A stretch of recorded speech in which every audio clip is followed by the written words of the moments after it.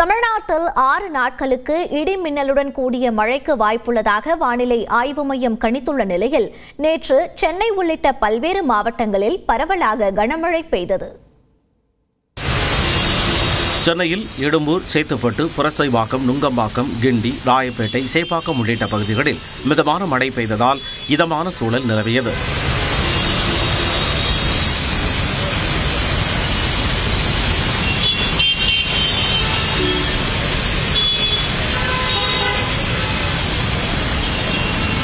கோவை மாவட்டம் தொண்டாமுத்தூர் சுற்றுவட்டார பகுதிகளான பேரூர், மாதம்பட்டி, ஆலந்துறை உள்ளிட்ட இடங்களிலும் கனமழை கொட்டி தீர்த்தது.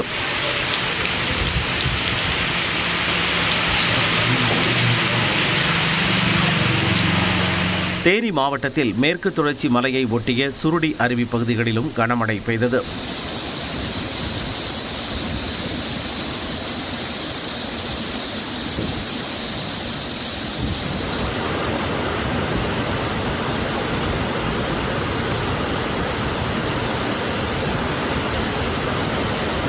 கிருஷ்ணகிரி மாவட்டம் வேப்பனப்பள்ளி மற்றும் அதைச் சுற்றியுள்ள நாச்சிக்குப்பம், கொங்கனப்பள்ளி உள்ளிட்ட இடங்களில் மழை வெளுத்து வாங்கியதால் குளிர்ச்சியான சூழல் நிலவியது.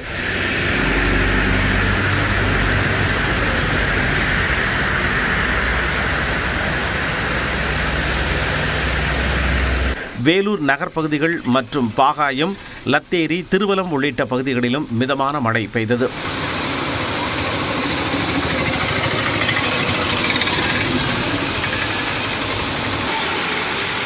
இதேபோல திருப்பத்தூர் மாவட்டத்தில் கொடையாஞ்சி, அம்பலூர், தும்பேரி, வடையாம்பட்டு உள்ளிட்ட இடங்களில் கனமழை வெளுத்து வாங்கியது.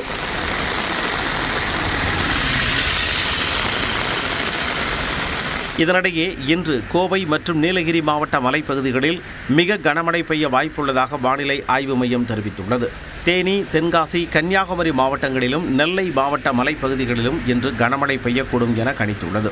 சென்னையில் மிதமான மழை நீடிக்க வாய்ப்புள்ளதாகவும் வானிலை ஆய்வு மையம் குறிப்பிட்டுள்ளது.